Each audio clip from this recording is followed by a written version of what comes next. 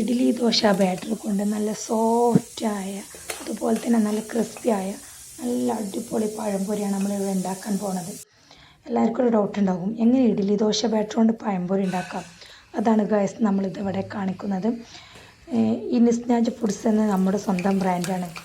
ഞങ്ങളിവിടെ ബാറ്റർ ഉണ്ടാക്കിയാണ് കടയിൽ കൂടി സെയിൽ ചെയ്യാറുണ്ട്. അപ്പോൾ ആ ബാറ്റർ ഉപയോഗിച്ചാണ് നമ്മളിവിടെ നിന്ന് നല്ല ടേസ്റ്റ് ആയിട്ടുള്ള പഴംപൊരി ഉണ്ടാക്കാൻ പോണത്.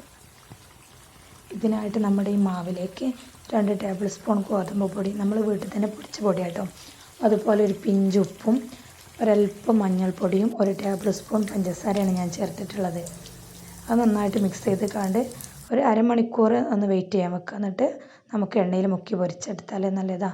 കണ്ടില്ലേ, ഇതിൽ തന്നെ ഈ വീഡിയോ തന്നെ നമുക്ക് കണ്ടാൽ മനസ്സിലാവും നല്ല സോഫ്റ്റായി നമ്മൾ ഹോട്ടലിൽ നിന്ന് എങ്ങനെ വാങ്ങണേ അതേ ടേസ്റ്റിൽ അതേ ക്വാണ്ടിറ്റിയിൽ ഉണ്ടാക്കിയെടുക്കാം.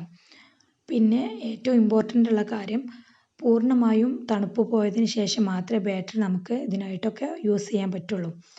അപ്പോൾ നമ്മുടെ വീഡിയോ ഇഷ്ടമായാൽ എല്ലാവരും ലൈക്ക് ചെയ്യുക, അതുപോലെ സബ്സ്ക്രൈബ് ചെയ്ത് നിങ്ങളുടെ കമൻറ്റ്, നിങ്ങളുടെ എല്ലാ കമൻറ്റുകളും കമൻറ്റ് ബോക്സിൽ അറിയിക്കാം. അപ്പോൾ ഇതുപോലത്തെ നല്ല വീഡിയോയുമായിട്ട് നമുക്ക് വീണ്ടും കാണാം. അതുവരെ എല്ലാവർക്കും ഗുഡ് ബൈ.